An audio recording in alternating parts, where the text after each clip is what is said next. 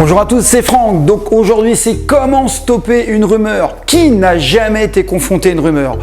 Qui n'a pas déjà souffert d'être obligé de se défendre face à un message erroné sur vous et qui vous a porté préjudice? Tout le monde en souffre ou en a souffert au moins une fois dans sa vie, que ce soit sur des réseaux sociaux, au travail ou dans sa vie privée. Alors ces mensonges sur vous peuvent avoir des répercussions irréversibles si vous ne savez pas comment les contrer. Et je vous promets, c'est une vraie souffrance. Vous ne devez pas vous faire manipuler, abuser ou malmener par des personnes négatives. Encore une fois, ma mission, c'est de vous aider. Donc je vais vous offrir une parade qui vous permettra de mettre de suite fin à cette rumeur. Vous pourrez même en sortir grandi, c'est ça le paradoxe. Donc je vais vous apprendre une technique psychologique qui vous permettra de vous protéger facilement et immédiatement. Pas de trucs compliqués à mettre en place.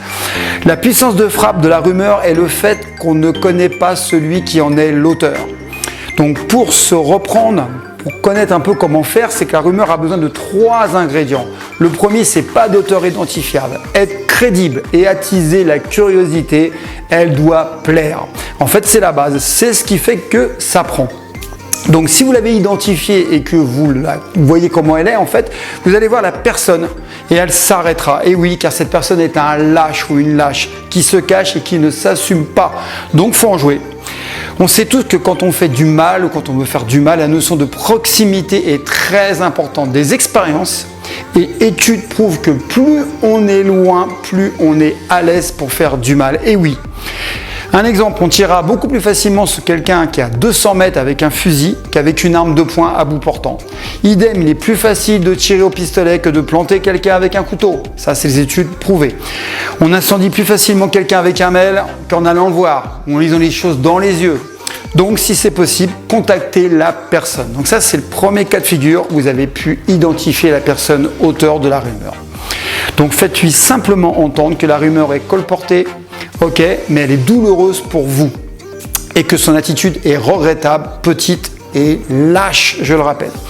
Devant vous, la personne sera petite et ridicule. Par contre, deuxième cas de figure qui arrive le plus souvent, qui m'est arrivé, c'est que vous n'avez pas pu identifier la personne auteur de cette rumeur. Il y en a qui vont se reconnaître.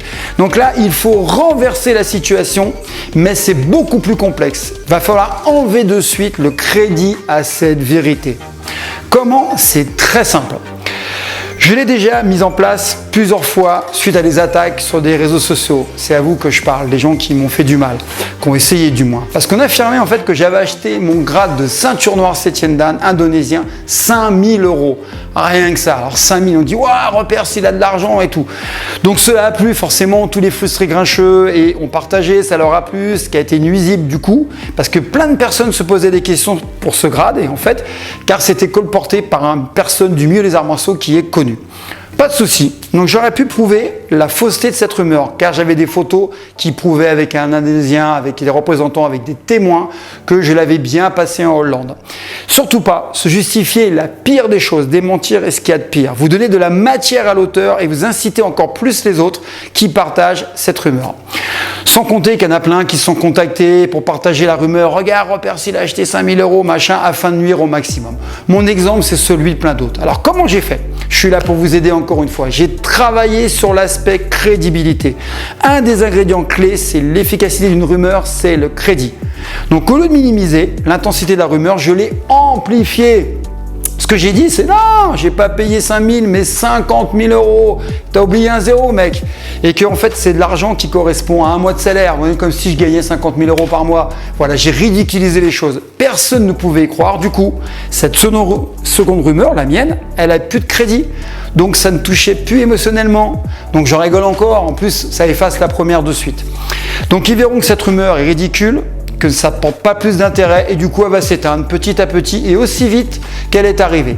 Donc à retenir, plus une rumeur est vue comme impossible, moins elle vivra longtemps, car elle n'excite plus personne, plus le public, et vous verrez, ça fermera le bec à celui qui l'a fait.